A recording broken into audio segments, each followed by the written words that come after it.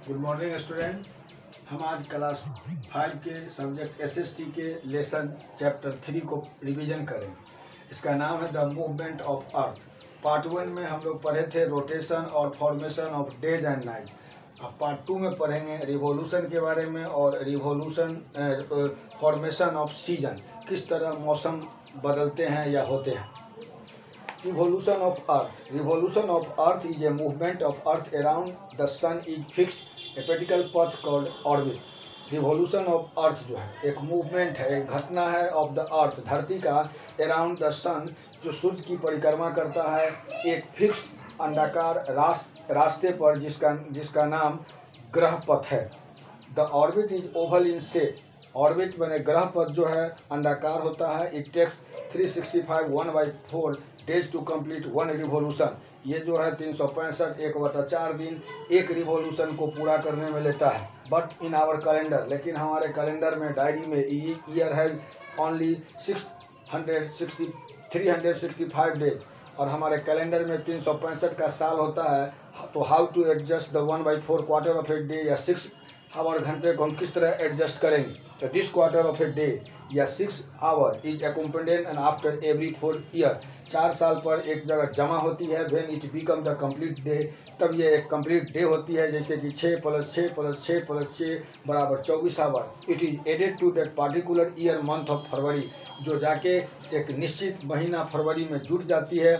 तो सो फरवरी है 29 डे। इसी के कारण फरवरी जो है 29 दिन का होता है। In the year of 366 days, वह साल जो है 366 दिन का होता है। This year is known as a leap year. इस साल को लीप ईयर बोला जाता है। अब आते हैं formation of season. Season are called due to the revolution on the earth and tilt of the earth axis. Season क्या है, किसके कारण होता है? Revolution of on the earth, धरती पर जो रिवोल्यूशन होता है उसके कारण होता है। And tilt of the earth axis, और जो अर्थ एक्सिस धरती के केंद्र बिंदु की तरफ झुक जाती है। There are 4 distinct season experience on the earth. धरती पर अनुभव के आधार पर 4 साफ ऋतुएं बताई गई है। They are summer, winter, spring and autumn. वो क्या है? गर्मी है, जाड़ा है, बसंत है और पतझड़ है। Let us learn how they are form. अब जानते हैं कैसे ये बनता है। When the northern hemisphere tilt toward the sun, जैसी नॉर्दर्न उत्तरी हेमिस्फीयर सन की तरफ जो झुकती है, the southern hemisphere lean away from it, तो साउथर्न माने दक्षिणी हेमिस्फीयर भी थोड़ा सा झुकती है इस तरफ। The northern hemisphere receive direct rainfall, जिसके नॉर्दर्न हेमिस्फीयर जो है उत्तरी अर्ध वृत्ताकार जो है वह उस पर जब सूर्य की किरण डायरेक्ट पड़ती है। हैज द समर सीजन, जिसके कारण गर्मी ऋतु होती है। इन समर, गर्मी में the days are longer than the night, रात की अपेक्षा दिन बड़ा होता है। मीनवाइल, जबकि the southern hemisphere receive less and mild sun ray, जबकि दक्षिणी हेमिस्फीयर में सूर्य की किरण कम पड़ती है। And experience in winter season, तो जाड़ा की ऋतु आती है। In winter the days are shorter than night, जाड़ में जो है दिन छोटा होता है रात की अपेक्षा। Season in the southern hemisphere occur at opposite times of the year from those in the northern hemisphere. Season in the southern hemisphere का जो ऋतु होती है अपोजिट होता है नॉर्दर्न हेमिस्फीयर के through. Northern hemisphere equal to northern hemisphere बराबर है साउथर्न विंटर। अगर नॉर्दर्न में समर है, गर्मी है, तो साउथ में विंटर होगा। The long day in the southern hemisphere in on 21 June.